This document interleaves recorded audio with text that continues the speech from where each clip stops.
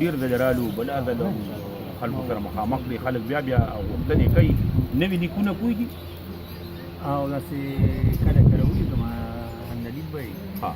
خو زه بعضې وخت ډېر زیات کچه غونډه کې چې مېره دومره مینې کافي نه وي دا خلک پوره کوي نو زه دومره ځان نه ګڼم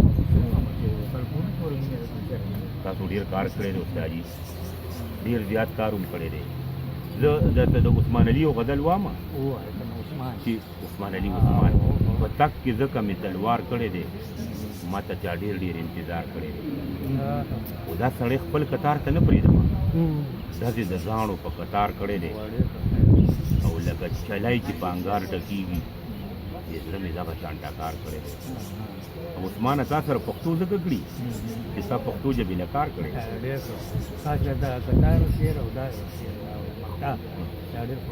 او که نه استاد مې دا تا پښتو ژبې له کار کړی دی استاد یو ډېر دې کړی دی الله دې لره وله او د کتاب نه وروسته بیا هم نوره شاعري لیکئ ځان څخه محفوظ کوي دي او دا ډایري مې لاس کې ده حاجي یو دغه مې تازه لیکلی دی نو خو هغه دغه هم که ریکارډ وکړو خو به تاسو ته ووایم تاسو به نه واورئ حاجي یاره مې په زړه کې د خدای پرېوته یاره مې په زړه کې د خدای پرېوته ځکه مې له لاسه پیاله پرېوته ډېر او کوم مصور دا تصویر به نه کشف کوم مصور دا تصویر به نه کشف کړي او چا نه په تنور کې ډوډۍ پرېوته ډېره ښه تشبیه ده جي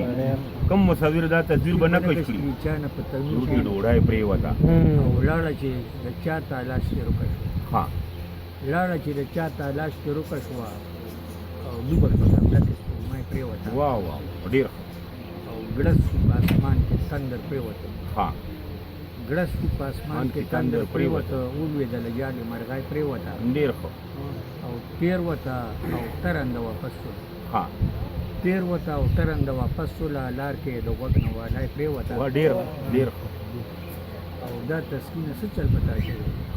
او دا څه بلا ستا په ځوانۍ پرېوته ډېر ښه استادجي استادجي په شاعرۍ کې ګرانو کتونکو تېر وته او ترنده داسې ټکي دي پښتانه ټکي دي ممکن کوشش کوي چې د پښتو ښکلې بیا زمونږ د صوابی د یوسفزو په ژبه کې چې کومه شاعري استادجي وړاندې کوي یا کوم مثالونه کوم تشبیهات ورکوي